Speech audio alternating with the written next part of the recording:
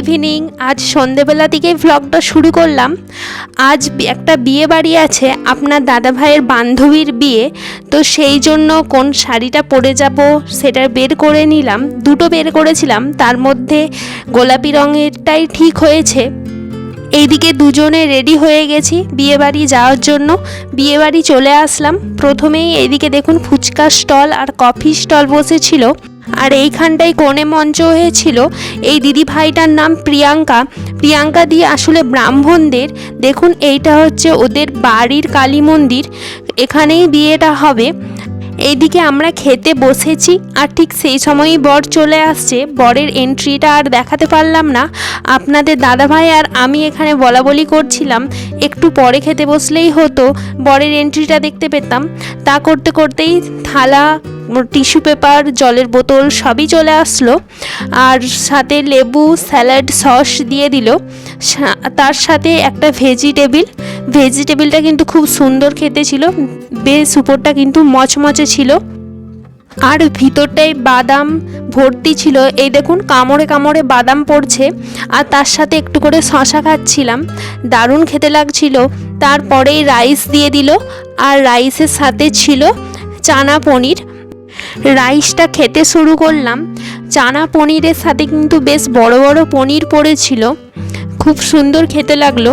তারপরেই চলে আসলো সাদা ভাতের সাথে গরম গরম ডাল আর চিংড়ি পোস্ত। ডালের ওপর একটু লেবু চিপে নিলাম, নিয়ে তার সাথে একটু পোস্ত দিয়ে খেতে শুরু করলাম, দারুণ খেতে লাগছিল। আর চিংড়িগুলো বেশ বড় বড় ছিল, আর অনেকগুলো কিন্তু পড়েও ছিল আমার। তারপরে আরেকটু ভাত নিয়ে নিলাম, সাথে আর ডাল নিলাম না, মাছ ছিল।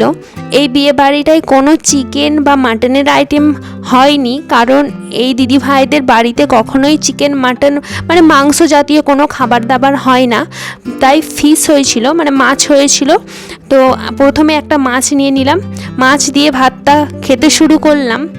নিরামিষ ঘরেই হোক বা কোনো ওকেশানে মাছটা কিন্তু ভালোই লাগে বেশ। আর একটু পোস্তও নিয়েছিলাম। তারপরে আবার মাছ দেখাচ্ছিল ওরা, আর এক পিস নিয়ে নিলাম।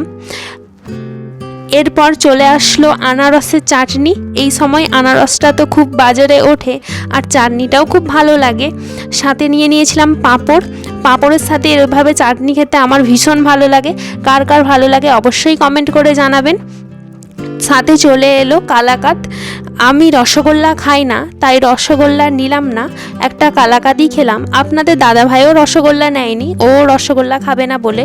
আর সাথে ছিল আইসক্রিম।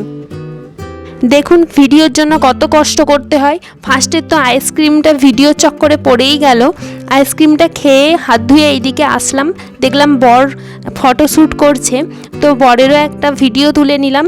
খুব সুন্দর কিন্তু দিদিভাইয়ের বরটা দেখতে হয়েছে। তারপর বাড়ি চলে আসলাম এই হজমোলাগুলো নিয়ে। বাড়িতে এসে ফ্রেশ হয়ে একটা হজমোলা খেয়ে নিলাম। আজকের মিনি ভ্লগটা এখানেই শেষ করলাম। নমস্কার, গুড নাইট।